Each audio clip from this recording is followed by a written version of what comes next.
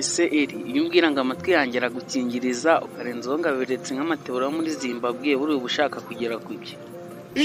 Aho kuki abantu mukunda kwishyira heza gusa? Kuki wambwiye ngese ngo mfite amaboko ameze nk'imiseke yo ku kivu, uba wari ushaka kugera ku ki? Mbese muri make bishatse kuvuga ngo uri kwihorera ko ndi kubona ibintu uri kuzanamo bidasanzwe. Ariko uzi ko nawe wibagirwa nk'ifi koko?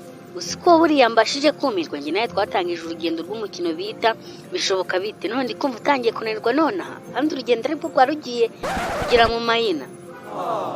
Ariko nubwo twatangije umukino witwa bishoboka bite, hari imirongo ngenderwaho tugomba gukurikiza, hari amategeko runaka tugomba kubahiriza, ariko ntibabona uyarengaho. Ariko uzi ko wasaze, ayo mategeko se yashyizweho nande? Nta muntu yayashyizeho nyine, ariko ibiki nyine? Niba nta muntu yashyizeho, ni ngombwa tugomba gukoresha ibyo dushaka byose. Ibyo kuzana ngo amategeko kereka niba waryamye ukabirota, njye nzi ko nta mategeko twashyizeho. ntabyo narose, ariko ndabihimbye ko numvishe byadufasha. Ariko nakumirwa, wumvishe byadufasha se? Hano turi mu mikino y'amajonjora ngo bari gushaka abakinnyi bazatwara igikombe.